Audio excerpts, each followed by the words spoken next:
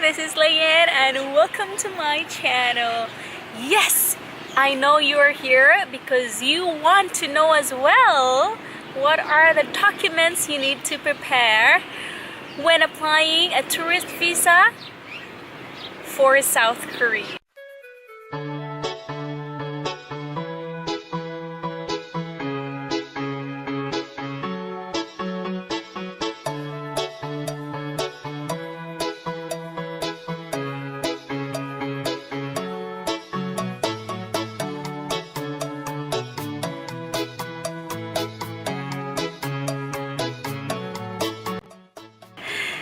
So guys, kung ikaw ay isang Philippine passport holder at gusto mong bumiyahe sa South Korea, ito ang mga kailangan mong gawin.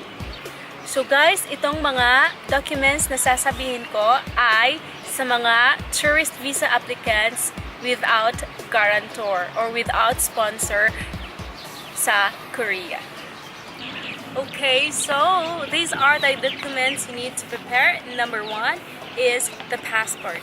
The passport, kailangan nyo i-photocopy ang bio page ng iyong passport at ang mga visas under OECD within 5 years. So kayo, within 5 years, kung kapag kayo ay nakapagbiyahe sa mga countries na yon, kailangan nyo ding i-photocopy.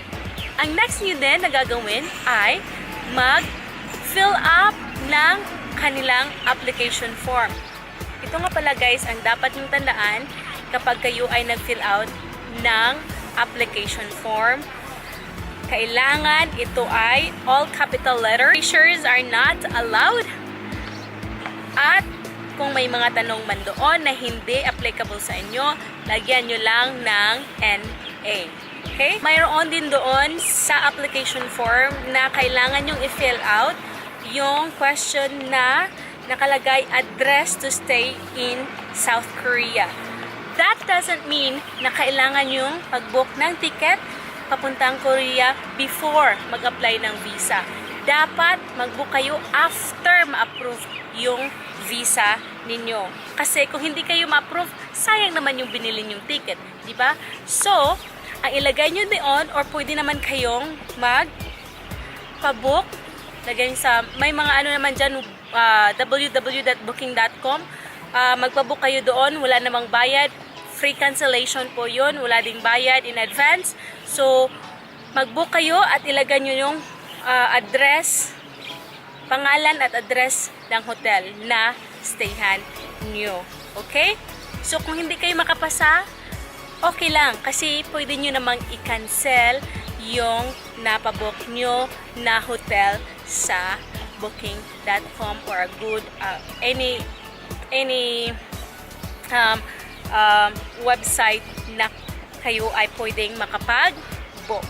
So, kailangan nyo din ng isang passport size na photo para i-attach doon sa application.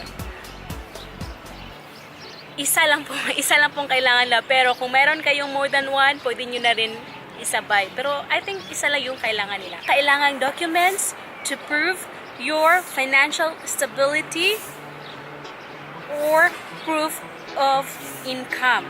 Kailangan mo yon para maipakita sa kanila na kaya mo financially na pumunta sa bansa nila at manatili doon ng ilang araw. Okay. Kasi, hindi naman pwede na pupunta ka sa isang bansa na walang ang pera. Kaya, nire-require nila ang mga documents na ito. So, bank statement or bank certificate, i-photocopy nyo yun or original. Kung photocopy man, dapat certified true copy. Certified true copy or yung original na lang ibigay nyo. Second is Certificate of Employment. Dapat kapag kayo ay mag-tour sa South Korea, kailangan nyo ng katibayan na kayo ay may work. Philippines or sa country kung nasaan kayo ngayon. Oh, teka nga pala. Sa Certificate of Employment, dapat nakalagay doon sa Certificate of Employment na ang contact details or pangalan or contact details ng director or ng HR at saka state din dapat doon yung kung kailan kayo na-hire at kung magkano ang sahod mo. Kailangan yon doon sa Certificate of Employment.